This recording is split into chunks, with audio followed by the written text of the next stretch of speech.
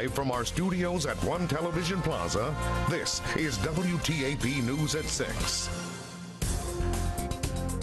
Railroad union members in Ohio say there's still a lot that needs to happen to prevent another derailment after the train derailment in East Palestine earlier this year. Good evening and thank you for joining us. I'm Phyllis Smith. It's now been nearly 7 months since the train derailment happened in East Palestine, Ohio, and despite many calls for federal reform in the rail industry, little has changed. WTAP's Washington News Bureau's Stetson Miller went to Ohio to talk to members of one of the largest rail unions about the changes they say still need to happen to prevent another derailment from happening.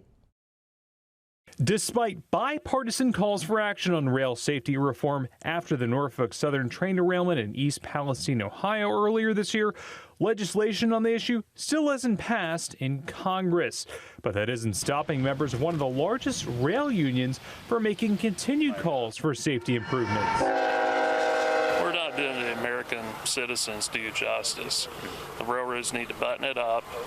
They need regulated. Clyde Whitaker is the Ohio State Legislative Director for the Smart Transportation Division Union. He says he was not surprised by the derailment and saw it coming for years, and also testified about it on Capitol Hill in March after the derailment. Our warnings and cries for help over the last 7 years have fallen on deaf ears, and the outcome was exactly as we feared. Now the result is a town that doesn't feel safe in their own homes, businesses failing. Now he says that several reforms need to pass to prevent another derailment from happening, including setting standards on placement of rail cars, shorter trains, more locomotives, more manpower, and a uniform temperature threshold for defect detectors on tracks.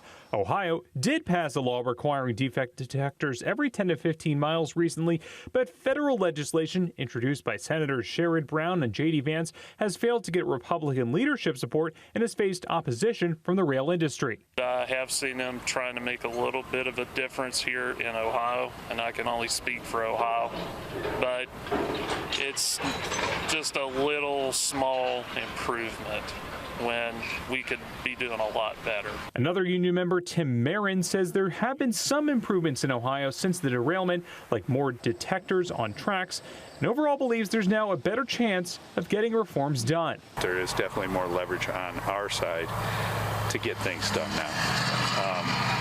And it's sad that it had to come to something so big to make it happen, but I think it definitely gives us a little leverage. And going forward, members of the railroad union say they're going to continue to push hard for reform, both here in Ohio and at the federal level.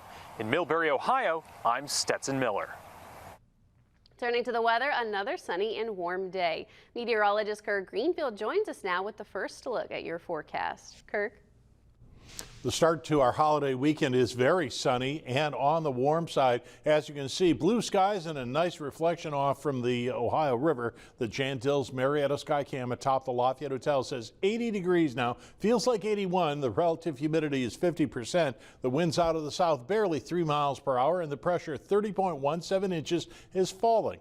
Looking at our evening planner at 8 o'clock, just at sunset, we'll be about 74. We'll drop off to about 64 by midnight with a full moon that'll be up big and bright, but later than last night. Now we'll take a look at the rest of your forecast into the holiday weekend and beyond when I return. Back to you. Thank you, Kirk. A man from Belpre is going to a jury trial after being indicted yesterday. Charles Burton is accused of killing Tina Johnson at this house in Pomeroy. He pleaded not guilty to 10 charges. He is charged with 2 counts of aggravated murder, 1 count of murder, 1 count of tampering with evidence, and others. And his wife is also charged in this case. His bond was set at $2 million. He is scheduled for a jury trial on September 4th, 2024. Sales from Vienna's Restore supports Habitat for Humanity's mission to help families in need. Restores are independently owned reuse stores operated by local Habitat for Humanity organizations. Restores sell a variety of items donated by the public. Sales of donated items help Habitat for Humanity partner with families to build or repair affordable homes. Robin Stewart of Habitat for Humanity says their next home is in Belpre for a father and his 2 children. This individual applied a few years ago and has actually worked on 9 houses, helping others be able to have a home that they can own and make memories in for a lifetime. And so we've been really happy to be able to serve their family and partner with them as they are working to also achieve home ownership. We will have more about this story tonight at 10 and 11. The Washington County Board of Elections denied a residency challenge of a candidate for Marietta mayor. A protest filed against independent candidate Ann Labus in July claimed she does not live in Marietta city limits. Board of Elections Director Mandy Amos says a ruling was made today during a hearing held by the board. There was a first hearing on August 11th of this year. And then we had the conclusion of it today. And so they had decided that it's a 3-to-1 vote for her to be on the ballot, but the protester did not provide enough evidence to say otherwise, that she did not live within the city limits. The voter registration deadline for this election is October 10th. The election will be on November 7th. Amos says incumbent Josh Schlicker and independent Ann Labus are on the ballot, with Ari Gold being the write-in candidate. The Vietnam Traveling Memorial Wall will be returning to Parkersburg later this month. The Vietnam Memorial Wall highlights those who lost their lives in Vietnam during the war. Vietnam veteran and organizer behind the stop in Parkersburg, Bill Shepard, explained more about the wall. The motto of it is, all gave some gave all.